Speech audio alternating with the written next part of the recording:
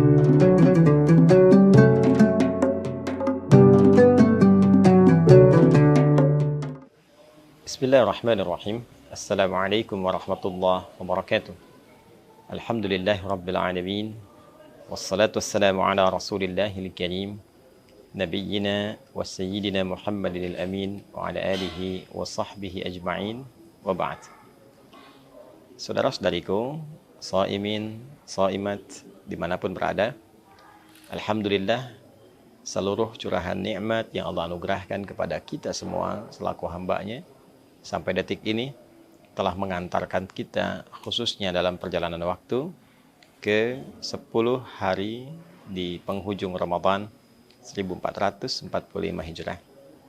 Nikmat yang istimewa, keberkahan yang begitu agung, tak terasa telah kita lewati setidaknya kurang lebih 20 hari berjalan selama Ramadan.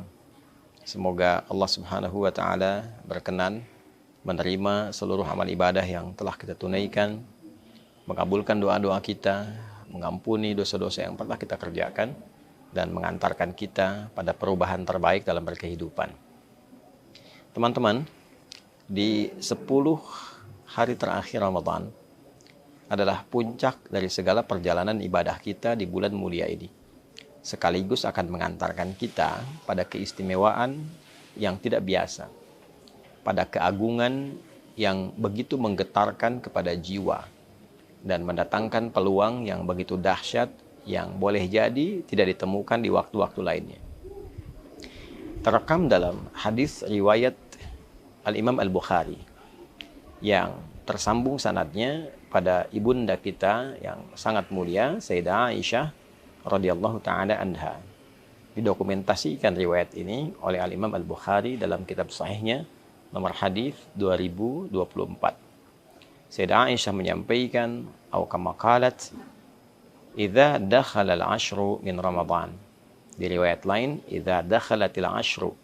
Jika telah tiba 10 hari terakhir di bulan Ramadan, syadda an-nabiyyu sallallahu alaihi wasallam mi'zarahu wa ahya lailahu wa aiqadha ahlahu. Adalah Nabi SAW memiliki kebiasaan, beliau mengencangkan sarungnya, kemudian beliau menghidupkan malamnya, dan beliau membangunkan keluarganya. Tafsir ulama, terutama para pakar hadis, dari 3 kebiasaan Nabi SAW ini memberikan satu kesimpulan bahwa ada yang istimewa di 10 hari terakhir di bulan Ramadan, sampai Nabi mengencangkan sarungnya. Ini gambaran dari 2 hal. Yang pertama adalah mengencangkan sarung itu satu kinayah dalam bahasa Arab untuk menunjukkan menepikan pergaulan dengan istri dalam hal hubungan biologis, karena ada sesuatu yang sangat penting yang ingin diburu. Saking pentingnya hubungan biologis dengan istri pun ditepikan terlebih dahulu untuk mengejar sesuatu yang sangat istimewa ini.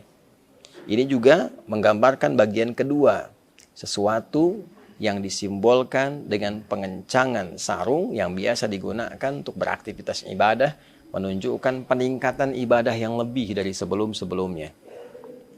Kuatkan lagi, kencangkan ikat pinggang. Itu artinya kita menyiapkan sesuatu pada sesuatu yang penting, yang ingin kita tambah durasinya, tambah kualitasnya, tambah kuantitasnya. Maka ketika Nabi disebutkan mengencangkan sarungnya, ini menunjukkan bahwa beliau ingin meningkatkan kualitas dan kuantitas ibadahnya dalam rangka pendekatan lebih kepada Allah Subhanahu wa Ta'ala di 10 hari terakhir. Lalu ahya lailahu, beliau menghidupkan malamnya. Malam dihidupkan, keterangan para periwayat menunjukkan bahwa satu, peningkatan ketaatan kepada Allah Subhanahu wa Ta'ala. Menghidupkan malam bisa berarti menghidupkan dengan sholat. Ada tambahan yang kelak kita bisa bahas di pertemuan yang lain tentang kebolehannya menunaikan sholat malam setelah sholat tarawih. Secara teknis kita akan bahas di pertemuan sesi yang lain. Bila ditutup dengan witir, bagaimana teknis malamnya. Bila witir diakhirkan, bagaimana teknis pembaginya. Secara singkatnya, Nabi menghidupkan malam-malam di akhir Ramadan ini dengan ibadah, dengan ketaatan. Boleh jadi dengan tilawah Al-Quran. Karena hadis-hadis mengungkap satu rahasia bahwa Nabi SAW setiap malam Ramadan didatangi oleh malaikat Jibril, dibimbing untuk tadarus, bisa membaca, bisa mengkaji, bisa juga dibimbing untuk pemahaman makna. Ini menunjukkan malamnya hidup. Wa aiqadha ahlahu, dan beliau membangunkan keluarganya. Beliau menginginkan tidak hanya sebagai pribadinya yang saleh, tapi juga memberikan keteladanan pada umatnya, keluarganya dibangunkan, dihidupkan, dan diarahkan untuk meningkatkan giat rutinitas di malam-malam Ramadan. Para pakar merinci yang dimaksud membangunkan keluarga ini adalah mengarahkan mereka untuk meningkatkan sholat di malam-malam Ramadan. Pertanyaannya teman-teman, apa yang menjadikan kegiatan ini begitu kuat dilakukan? Motivasi apa yang menjadikan Nabi SAW memberikan contoh langsung kepada kita dengan mempraktikkan hidupnya malam-malam 10 terakhir Ramadan, hidupnya hari-hari 10 terakhir Ramadan? Tiada lain, para ulama menyimpulkan bahwa terdapat keistimewaan yang kiranya belum tentu didapatkan di 10 hari pertama, 10 hari kedua di bulan suci Ramadan itu. Apa yang bisa diraih di 10 hari terakhir ini? Beberapa ulama merinci keterangan yang disambungkan pada riwayat-riwayat yang sahih dari Nabi SAW adalah yang pertama, peluang yang sangat besar untuk mendapatkan malam Al-Qadar. Malam Al-Qadar tentu kuasa Allah untuk menurunkannya. Bisa di awal Ramadan, pertengahan Ramadan, atau bahkan akhir Ramadan. Namun kebiasaan yang berlangsung pada kehidupan Nabi SAW, salah satu riwayat sering menunjukkan bahwa kedatangan malam Al-Qadar seringkali terjadi di akhir-akhir Ramadan. Tepatnya di antara 10 malam-malam akhir Ramadan. Sehingga beberapa riwayat pernah menunjukkan, ada yang menyimpulkan pernah terjadi malam 27, ada yang menyimpulkan pernah terjadi malam 23, sehingga dari untayan riwayat ini ada yang bahkan memburu malam-malam ganjilnya. Sekalipun kuasa Allah bisa mendatangkan di malam genapnya, ganjil bisa, genap bisa.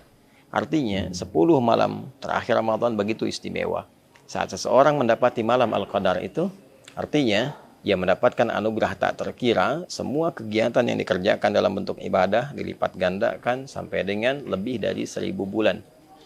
Bila 1000 bulan saja kita konversi, setidaknya ada 85 tahun, maka sekali baca Al-Quran, satu huruf nilainya sama dengan 85 tahun kita membacakan itu.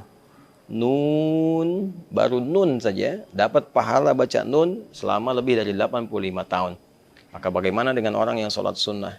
Bagaimana dengan orang yang istighfar? Bagaimana dengan orang yang berdoa? Kualitasnya semakin menjadi luar biasa. 10 malam terakhir adalah puncak dari pembuktian semua hasil ibadah kita di 10 hari pertama dan 10 hari kedua. Saya sering gambarkan kalau orang sudah merasakan nikmatnya satu makanan, tentu dia akan berburu lebih kuat lagi tentang makanan itu. Kalaupun kita kasih contoh yang sederhana, 10 hari pertama diberi kerupuk, 10 hari kedua diberi kerupuk. Begitu masuk 10 hari ketiga, bukankah kita sudah menunggu kerupuknya? Apalagi kalau menunya begitu lezat. Maka orang-orang yang menikmati 10 hari pertama, 10 hari kedua, dia akan semakin mengencangkan ikat pinggangnya untuk menghidupkan 10 hari terakhir, karena ini puncak Ramadan. Belum tentu bertemu dengan Ramadan di tahun yang akan datang. Karena itulah kemudian 10 hari terakhir ini adalah puncaknya kita berdoa. Optimalkan, boleh jadi itu menjadi puncak dari jawaban. Puncak kita bertobat. Dan puncak kita menunjukkan kesungguhan kepada Allah saat sebagian orang-orang yang bahkan mengatakan beriman sedang disibukkan oleh urusan dunianya. Betapa sebagian sudah berpikir tentang mudik. Tidak salah, sah-sah saja.